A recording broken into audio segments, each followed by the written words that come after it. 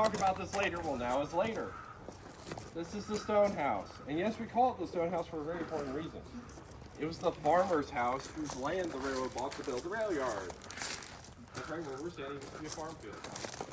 Well, that means we also don't know exactly when it was built. We do have a tax receipt though, from 1793. Which means that's when the U.S. government found out about it. Which also means, okay, it was probably built in 1792. When the railroad bought it, through the bay window here that you'll be able to look into here in a sec, became the master mechanic's office.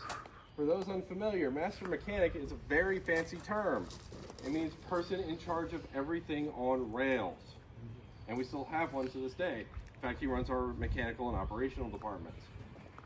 On the other side of the first floor, through that person door you probably saw on the way over here, is actually a crew reporting and rest area.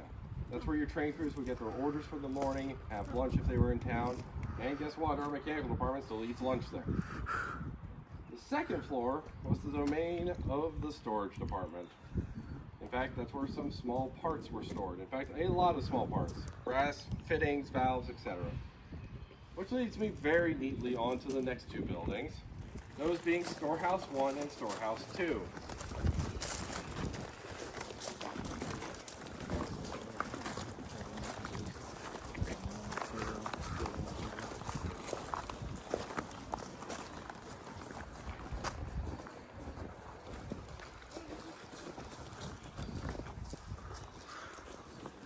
Now folks, Storehouse 1 and Storehouse 2 here, not only are the domain of the parts department, but they're also a very good advertisement for the volunteer organization known as the Friends of the East Broadtop. The Friends are an all-volunteer organization. In fact, Steve and I are members. We're the tour guides. They help out with tour guides. And they help out the foundation not only with tour guides, but with historic building restoration, historic rail car restoration, as well as track work and track expansion. That's right, we are expanding. We're going 9 miles south to the town of Saltillo, and we've made some pretty good progress.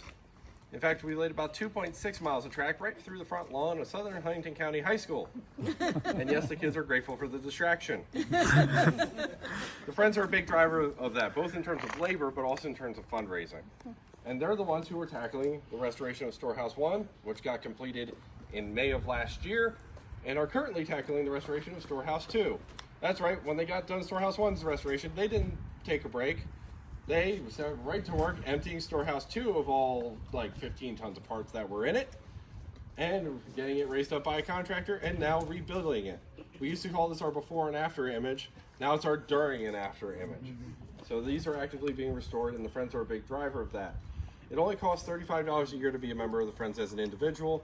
We have family memberships from $45 on up, and for that money, you get the opportunity to help out here on certain work weekends, as well as get a quarterly magazine and a monthly newsletter. You also get the honor of me bugging you to sign up for Reunion, because I planned that. And if you want more information, we encourage you to check out our onboard magazine, as well as any of the pamphlets and information stuff in the station. Additionally, at the end of the tour, if you have questions about the Friends, I should be able to answer them. Steve might be able to answer them as well. Maybe. So feel free to ask him if you need to.